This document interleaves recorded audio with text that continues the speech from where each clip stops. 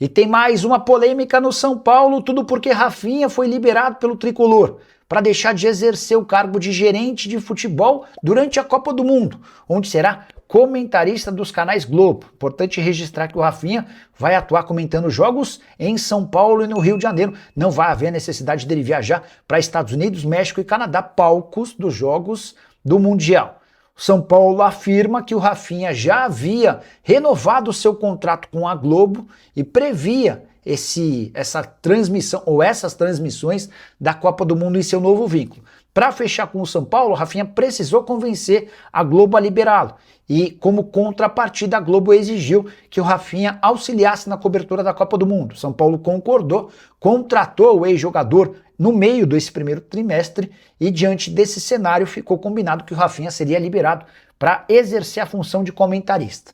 Só que o torcedor do São Paulo, que anda bastante incomodado com a presença do Rui Costa, com a falta de resultados e todas as confusões que marcam o tricolor nos últimos tempos, encarou essa como mais uma novidade extremamente ruim. Como assim o gerente de futebol de São Paulo, em vez de cuidar de contratação de atletas, de melhoria de elenco, de renovações de contrato, vai estar à disposição da Globo? São Paulo lembra que esse acordo já estava firmado quando ele aceitou trocar a Globo pelo São Paulo. Você tem opinião sobre o tema? Use o espaço para comentário e registre o que você pensa. Só é importante completar que o São Paulo enfrenta o Boston River nessa terça-feira, em último jogo decisivo da Sul-Americana, com um monte de problema.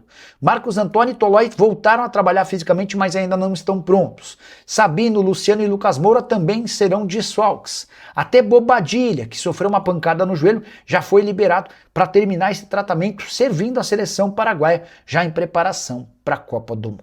E Marino Inestrosa foi, de longe, o jogador mais atacado por torcidas organizadas do Vasco, que protestaram na porta do CT nessa segunda-feira, dia seguinte, a derrota por 3-0 do Cruz Maltino para o Red Bull Bragantino em casa. São 3 derrotas seguidas, 4 jogos sem vencer e o Vasco cada vez mais perto da zona do rebaixamento. O Inestrosa foi muito cobrado pelo que não vem jogando e também por conta de uma curtida que ele deu a uma postagem que dizia que ele poderia ser reforço do São Paulo. Foi gravado um vídeo dessa cobrança, o Inestrosa chegando de carro, torcedores mandando ele para tudo quanto é lugar, vários palavrões e exigindo que ele pedisse para sair. Vale a lembrança de que o atacante colombiano, contratado por cerca de 30 milhões de reais, tem 18 partidas na atual temporada, nenhum gol e nenhuma assistência. Muito mais reserva do que titular. Contra o Red Bull Bragantino, o Inestrosa nem sequer foi relacionado. O Cauã Barros, volante do Vasco, foi um dos poucos poupados nesse protesto, mas o próprio Cauã fez um meia-culpa e em conversa com os torcedores admitiu que também precisa ser cobrado. Afinal de contas, o Vasco vai mal por um todo ou de forma completa. E Arboleda pode jogar no Vitória? Especulação das últimas horas dá conta de que o zagueiro equatoriano, que não fica no São Paulo, tem tratativas avançadas com o clube baiano. Confesso que achei a história estranha, até porque a matéria dizia que o Arboleda iria por empréstimo e que o Vitória teria ajuda do São Paulo com parte dos pagamentos. Entrei em contato com o Sérgio Papelin, que é o executivo de futebol do Vitória, e o Papelin garantiu que não há nenhuma chance desse negócio acontecer. Primeiro porque hoje o Arboleda tem pelo menos 10 sondagens de times do Sul e do Sudeste. Depois, porque o Vitória não poderia ser responsável por arcar com R$1 milhão por mês a que tem direito o Arboleda. O zagueiro ganha 700 mil mensais e tem direito a uma ajuda do São Paulo com pagamentos de dívidas no valor de outros 300 mil por mês. A tendência é que o Arboleda se mude para outro clube que não o Vitória. Importante registrar que o Leão, que hoje briga até numa posição intermediária da tabela de classificação, tem uma das menores folhas do futebol brasileiro. Só para completar sobre o tricolor, São Paulo mais uma vez tropeçou e ficou no empate 1-1 contra o Botafogo. Até saiu na frente no Morumbi com o gol do Luciano, mas levou empate na reta final da partida, com direito a mais críticas contra Rafael, e o 8º jogo seguido sem vitória. É o maior jejum de triunfos do São Paulo desde 2019. Na entrevista coletiva, Dorival Júnior falou em recuperar os lesionados, de olho no pós-Copa do Mundo. E informação exclusiva, o atacante René, que pertence à Portuguesa e está emprestado ao Vitória, é alvo de 2 clubes grandes de São Paulo. Os nomes desses times não foram revelados. O que eu posso te assegurar é que ambos pretendem comprar o jogador na janela de julho. E o fato de o René só ter 9 partidas na Série A permite que ele seja reforço no segundo semestre. Há também o interesse de um clube do Nordeste, além de uma equipe de Portugal e outra da França. Português ainda não tem ofertas oficiais com papel timbrado, mas um desses interessados já sinalizou com a intenção de pagar até 5 milhões de euros. E aqui vem informação importante. O Vitória tem a possibilidade de compra por 1 milhão de euros desde que não existam ofertas. Se essa proposta de 5 milhões de euros se confirmar, ou o Vitória cobre a proposta ou é obrigado a liberá-lo ficando com apenas 10% da taxa de vitrine, que é um valor que funciona como uma espécie de bonificação ao time que deu visibilidade ao atleta. René é o segundo atacante com mais gols na temporada entre todos os jogadores que disputam a Série A. São 16 gols para o centroavante, que só está atrás do Pedro com 18. René, pelo Vitória, tem 15 jogos, 9 gols e uma assistência. Temporada espetacular de alguém que tem só 22 anos de idade. Só para lembrar que antes da mudança para o Vitória, o Corinthians era o principal interessado e ficou bem perto de contratá-lo. Só não o fez porque o presidente Osmar Stabile considerou caro o pagamento de 700 mil reais pelo empréstimo. E o São Paulo conseguiu diminuir o preço da multa rescisória que será paga a Roger Machado. Pelo contrato, o treinador que ficou só 2 meses no tricolor teria direito a mais 3 meses de vencimentos. Como ele e sua comissão técnica ganhavam 800 mil mensais, a gente está falando de 2 milhões e 400 mil. Mas Rui Costa, que foi o grande responsável por contratar o Roger Machado, o convenceu a aceitar um valor menor.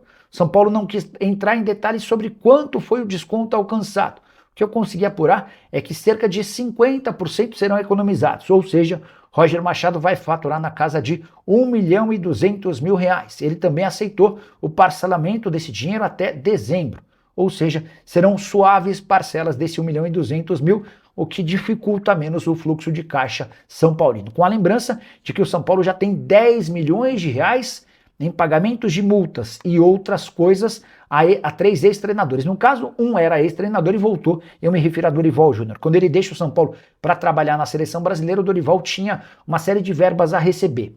Crespo e Zubeldia foram demitidos e também entraram nessa fila dos 10 milhões de reais. Só para completar, contar que o São Paulo vai terminar essa fase pré-Copa do Mundo com apenas 3 zagueiros do time profissional. Com o afastamento do Arboleda e a rescisão do contrato do Dória, restaram ao técnico Dorival Júnior apenas Arboleda, ou melhor, Alan Franco e Sabino, que são atletas profissionais do Osório, recentemente promovido do time de baixo.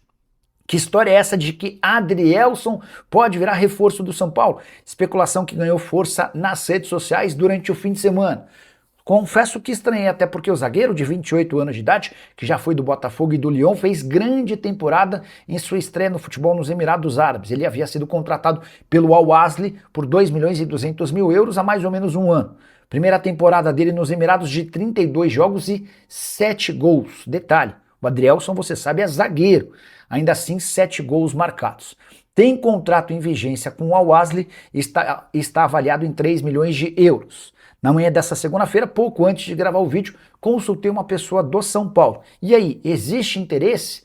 Pode haver negociação? A resposta: esquece, Nicola. Não temos dinheiro. Foi a resposta desse dirigente são paulino. O tricolor busca não um, mas 2 defensores a partir de 20 de julho, quando a janela reabre. Tudo porque o Dória teve seu contrato rescindido por opção dele, além do afastamento do Arboleda. Diante desse cenário, São Paulo vai buscar opções gratuitas, jogadores livres no mercado, ou então atletas que não estejam sendo utilizados em seus clubes.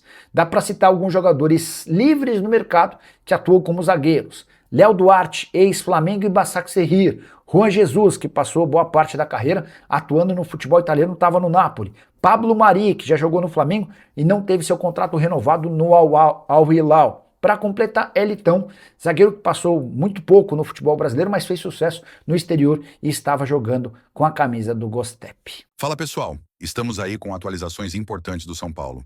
Se inscreva e ative o sininho para receber mais atualizações do Tricolor. Deixe seu like, que é muito importante para o crescimento do canal. Utilize o espaço aqui embaixo para registrar sua opinião. Ficamos por aqui com mais esse giro de notícias. Um abraço e até o próximo vídeo.